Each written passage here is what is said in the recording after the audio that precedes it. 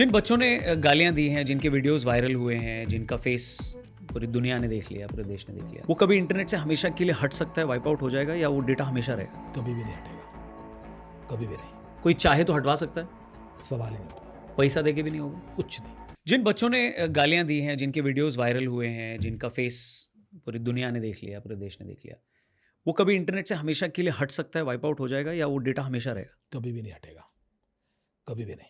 कोई चाहे तो हटवा सकता है, सवाल ही नहीं उठता, पैसा देके भी नहीं होगा। कुछ नहीं। क्योंकि उसके इतने आर्काइव्स बैकअप बन जाते हैं, सोशल मीडिया आर्काइव से लेकर इंटरनेट की जो वेबसाइट है उनके तक आर्काइव्स होते हैं। आप देखोगे यही वेबसाइट 10 साल पहले कैसी दिखती थी, आज कैसी दिखती थी, वो देख सकते हो आप। उसने कोई गलती क्यों की वो पकड़ सकते हो आप। तो ऐसा तो वीडियो तो इतना हैशटैग करके पुश हुआ है कि पता नहीं कहाँ कहाँ से पोस्ट हुआ होगा। तो उनके लिए तो उसके मल्टीपल आर्काइव बन गए होंगे। तो कितना प्रॉब्लम है, वो डेटा रह गया, वो डेटा रह गया। और ये बात मान के चलो, कल के दिन आप किसी रेपुटेड प्रोफेशन में जाते हैं, मान लीजिए आप IAS IPS बन जाते हैं, मान लीजिए आप डिफेंस में जा रहे हैं, मान लीजिए आप किसी कॉर्पोरेट में अच्छी लाइफ है, उसकी वजह से आपको लाइफ लॉन्ग हो सकता है कि ग्रोथ ना मिले या आपको साइडलाइन किया जाए, because you have created a strong perception about या तो एंट्री नहीं मिले, एंट्री ना मिले। आपको पता है जब जापान में ओलंपिक हो रहा था तो एक सिंगर था जिसको इनॉग्रल डे के दिन परफॉर्म करना था। हाँ, 6 घंटे वो वहाँ पहुँच गया, प्रैक्टिस चल रही है स्टेज पर प्रॉपर, अब इनॉग्रल में परफॉर्म करना है। उसको शायद 8 घंटे पहले मना कर दिया कि भाई तू नहीं कर सकता। के बाद वो बंदा खत्म हो गया। मतलब उसका एक ऐसा, जब क्यों मना किया था उसको? क्योंकि उसने 15 साल पहले फेसबुक पर किसी वीडियो में बोल दिया था कि मैं स्कूल्स में बच्चों को बुली करता था, और हंसते हुए बोला था। सिर्फ वो एक स्टेटमेंट कि मैं बच्चों को बुली करता था वेंट सो अगेंस्ट हिम कि वो उसको उसकी जिंदगी के बेस्ट मोमेंट से खींच लिया, और वो सिंगर ही खत्म हो गया उसका। एक इतनी सी गलती आपकी नहीं भूलते लोग। यहाँ तो आप गालियां दे रहे हो, नेपाल बना देंगे, बांग्लादेश बना देंगे, तो नहीं करना चाहिए। मतलब ये देखिए, ये थोड़ा सा सेंसिबल रिएक्शन। हम हमेशा क्या होता है कि हम लोग जब भी बाउंड्री क्रॉस करेंगे, और सोशल मीडिया ऐसा है, और आजकल हर आदमी के हाथ में फ़ोन है। आपने देखा कि कई सारे इंसिडेंट हुए कि लोग सिक्योरिटी गार्ड से लड़ लिए, लोग होटल में लड़ लिए, उसके बाद वो पब्लिकली, भले ही वो एक मोमेंट होगा उनका, शायद वो गुस्से भी होंगे, लेकिन वो ज़िंदगी भर के लिए ख़त्म हो जाते हैं। आपको इतना कॉन्शियस होना अब ज़रूरी है। सो दिल्ली पुलिस अभी क्या कर रही है? उनके ऊपर जो अटैक हुआ, पत्थर फेंके गए, क्या जिन्होंने उन पे अटैक किया उन पे एक्शन लिया जाएगा?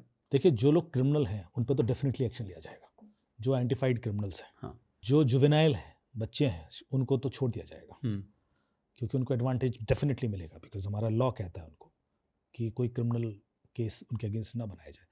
लेकिन और उसके बाद प्रधानमंत्री जी ने खुद माफ़ किया है कि भाई बच्चों को ना, लेकिन जो क्रिमिनल है, जिनकी हिस्ट्री है, जिनको बट अगर क्रिमिनल को हटा देते हैं, जुवेनाइल को भी हटा देते हैं, प्रधानमंत्री ने माफ़ किया, वो भी हटा देते हैं, लेकिन अगर मेरे पापा को, चाचा को, पति को पत्थर लगे हैं और बहुत ही सीरियस इंजरीज भी हुई हैं दिल्ली पुलिस को हुई है ना, पुलिस में एक लेडी कांस्टेबल को भी हुई है, बहुत सारे लोगों को। तो ये लोग पर्सनली जाके कर सकते हैं कंप्लेंट, या क्योंकि प्राइम मिनिस्टर ने माफ़ कर दिया तो माफ़ हो जाएगा? नहीं, वो नहीं कर सकते।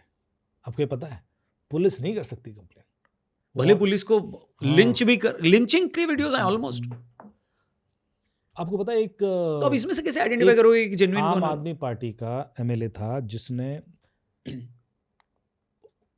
जब पिछले दंगे हुए दिल्ली में, उसमें उस व्यक्ति, वो जो MLA था, वो उस व्यक्ति, जो एक IB का ऑफिसर था जिसको उन्होंने चॉप कर करके मारा, अंकित शर्मा को। ताहिर हुसैन की बात कर रहा हूं MLC मैं। जो, हाँ, ताहिर हुसैन के जब अरेस्ट हुआ, क्योंकि ये हाँ, इन्वेस्टिगेशन चल रही थी अंकित शर्मा की, तो इतने ज़्यादा जर्नलिस्ट उसके फेवर में आ गए। विशाल डडलानी भी आए थे, हाँ, सारे, जावेद अख्तर साहब।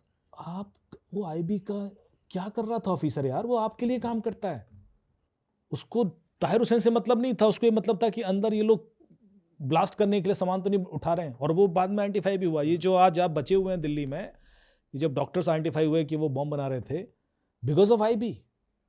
अगर IB नहीं घुसेगी, नहीं इन्फॉर्मेशन लाएगी, तो आप हर दिन यहाँ पर पटाखे फूट रहे होंगे।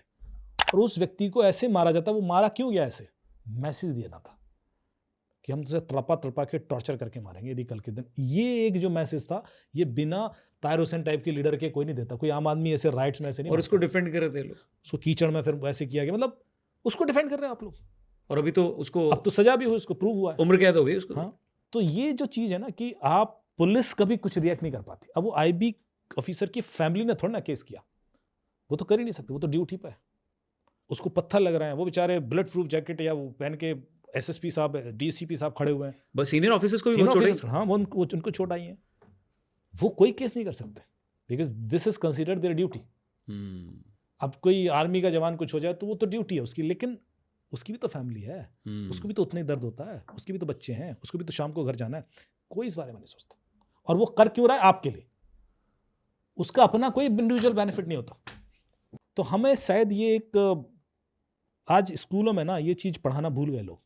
हम जब मैं स्कूल में था तो एक नैतिक ज्ञान का चैप्टर होता था, एक सब्जेक्ट होता था पूरा, अब नहीं पढ़ाते, किसी स्कूल में नहीं देखा मैंने कि नैतिक ज्ञान पढ़ा रहा हूँ, और उस वजह से अनैतिक हो गए बच्चे। और एक और क्वेश्चन मैं पूछना चाहूँगा कि पुलिस ने वो बैज नहीं लगाया था, उसके ऊपर बहुत बवाल हुआ, इस पे कुछ क्लैरिटी है आपको? क्योंकि एक क्वेश्चन एक जर्नलिस्ट ने विक्रम सिंह जी को पूछा था, जो कि डीजीपी रहे हैं यूपी के और बहुत ही डेकोरेटेड ऑफिसर्स में से एक रहे हैं।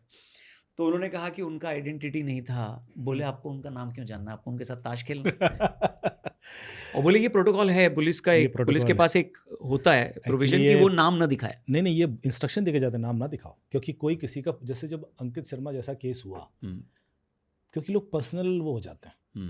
अच्छा, वो लोगों ने किया भी। हाँ। तो अब मेरे को इसका भी जवाब दीजिए कि सी जनता पार्टी के कुछ लोगों ने पुलिस की डिटेल्स को ओपन कर दिया कि ये यहाँ रहता है, इसका नाम ये है, उसकी फोटो रिवील की, तो उसके खिलाफ केस नहीं हो सकता क्या? होना चाहिए। देखिए, privacy is our fundamental right. हाँ, और ऐसी कोई भी डिटेल आप लीक करते हैं तो डेफिनेटली आपके खिलाफ केस हो सकता है, पर सवाल ये है कि आप कितने केस करेंगे और कहाँ कहाँ करेंगे। ये थोड़ा सा, क्योंकि इंडिया इतना बड़ा कंट्री है ना कि हम सर मैं तो इसलिए कर दिया, हर आदमी एक्सक्यूज देके बचता है उसके बाद, but this is very serious offence. कल के दिन उस बंदे के घर में कोई पहुंच जाए, एग्जैक्टली, मैं उसी की बात कर रहा हूँ। उसके बच्चों को, कि आप पुलिस को अगर गाली दे रहे हो, डंडे चला रहे हो, पत्थर फेंक रहे हो, उस पर तो चलो आप जुवेनाइल हो या बच्चे हो या उस पर आपको ठीक है, लेकिन अगर आप पुलिस की फोटो लेकर उसकी फैमिली का लोकेशन और उसका एड्रेस आप अगर पब्लिक कर रहे हो, तो इस पे तो होना ही चाहिए ना सर। बिल्कुल होना चाहिए, और मेरे ख्याल से कोई ना कोई मैसेज सरकार को जरूर देना पड़ेगा, क्योंकि ये पुलिस की सेफ्टी के लिए, पुलिस किसी पार्टी के लिए काम नहीं करती है, पुलिस आप ही के लिए काम करती है। इनफैक्ट कल एक दिल्ली पुलिस के एक रिटायर्ड शायद एसीपी रहे हैं या एग्जैक्टली कौन है पता नहीं, उनके नाम से वायरल हो रहा था कि उनको पूछा गया कि जजेस को क्या बोलें, क्या बोलना चाहेंगे आप, जिन्होंने ये कहा है कि पुलिस को ये कदम नहीं उठाना चाहिए था। तो बोले हम जजेस को ये बोलना चाहेंगे कि अगली बार जब ऐसा आए तो बैरिकेडिंग के सामने आप जजेस आके खड़े हो जाइए। बहुत वायरल वीडियो। हाँ, नहीं ये बिल्कुल कि आप खड़े होइए, आप आइए वहाँ पे, फिर आप बताइए पुलिस को क्या करना है। पुलिस का मैं बताऊं सिचुएशन, जो साइबर के केस में जब वो इतना कॉम्प्लिकेटेड इन्वेस्टिगेशन करते हैं कि बीपीएन के पीछे बंदा है, धमकी दे रहा है और ये है, और उसके बाद जज के सामने ले जाते हैं और जज उस बंदे को बेल दे देता है, या वो प्रोसेस नहीं समझ रहा कि कितनी मुश्किल से बेचारे ने आइडेंटिफाई किया है, 10 में से 2 तो पकड़ पाते हैं, कितना हैरेस होते हैं, अप्रिशिएशन नहीं मिल रहा है, इधर भी गालियां खा रहे हैं, उधर भी गालियां खा रहे हैं, और ऊपर से जो काम एफर्ट 6-6 महीने से करके गए तो वो वेस्ट हो गया। This is what they are going through. मतलब आई कैन एम्पैथाइज दैट, जो पीतम पित्रों में मैंने थोड़ा सा दिखाया है कि एक तो क्रेडिट की लड़ाई भी है, ऊपर से हर तरफ से गालियां ही खानी है, और सिचुएशन इतनी कॉम्प्लिकेटेड है कि आसान नहीं है अब कि क्रिमिनल को आप ऐसे ही ढूंढ लेंगे, मतलब they are much more supportive. And तो अगर कोई आपका साइबर क्राइम का केस सॉल्व करते हुए अगर आपको कोई एकदम ही खतरनाक वाला क्रिमिनल मिल गया तो आप उसको ऑफर करते हो ये पार्टी बदल ले, हमें हमारे साथ इन्वेस्टिगेटर बन जा। देखिए, कई बार जब बच्चे मिलते हैं ना तो मैं डेफिनेटली उनको एंगेज कर लेता हूँ, जो 15, 16, 14 साल के बच्चे होते हैं और उन्होंने कोई मजे में क्राइम कर दिया या वो आइडेंटिफाई कर लिया, तो उसके दिमाग के ऊपर आप उसको ऑफर मतलब किया जा सकता है। We give them a positive direction कि आप हेल्प कीजिए पुलिस की, and we'll reward you, we'll give you appreciation. और बहुत सारे ऐसे बच्चे हैं, बहुत सारे। हाँ, तो अब सिस्टम का हिस्सा बन गया। बिल्कुल। बट जो सीजनड होता है उसको नहीं लेते हैं। सीजन जो है वो फिर उसको आप चेंज नहीं कर सकते। फिर उसके लिए पेलो इंडिया योजना की फिर तहत उसको तो हाँ मैसेज देना पड़ता है, तभी जाके ठीक होता है पेलो इंडिया।